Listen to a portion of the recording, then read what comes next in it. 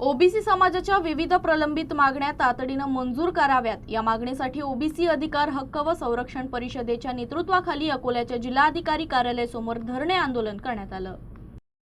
या आंदोलनादरम्यान राज्य आणि केंद्र सरकारनं देशभरातील ओबीसी जातींची जातनिहाय जनगणना तातडीने करावी अशी प्रमुख मागणी करण्यात आली।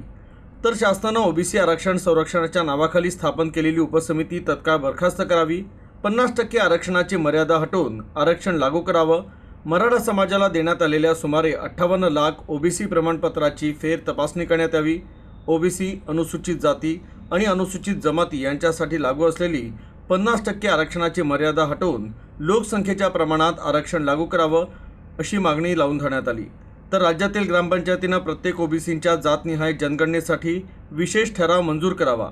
मराठा आरक्षण आंदोलनातील मृत आंदोलनकर्त्यांच्या कुटुंबियांना आर्थिक मदत देण्यात आली। त्याचप्रमाणे ओबीसी आरक्षण आंदोलनात मृत्यू झालेल्या कार्यकर्त्यांच्या कुटुंबियांनाही आर्थिक मदत द्यावी।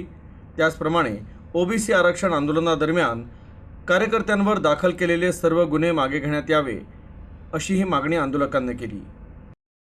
सध्या जी देशभर जनगणना सुरू आहे त्यामध्ये जो दुसरा टप्पा फेब्रुवारी 27 पासून सुरू होणार आहे त्या टप्प्यामध्ये ओबीसीची जनगणना झाली पाहिजे। ज्या पद्धतीनं एससी आणि एसटीची जनगणना होणार आहे त्याच धर्तीवर ओबीसीची जनगणना झाली पाहिजे ही समूळ ओबीसींची मागणी आहे।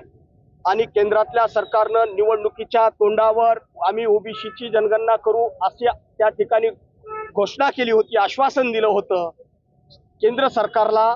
या आंदोलनाच्या निमित्तानं आम्ही आज या ठिकाणी अकोला या ठिकाणी कलेक्टर कचेरी समोर धरणे सत्याग्रह आंदोलन छेडून केंद्र सरकारला आम्ही आठवण किंवा स्मरण करून देऊ इच्छितो की तुम्ही जे आश्वासन दिलेलं आहे त्याची पूर्तता करावी।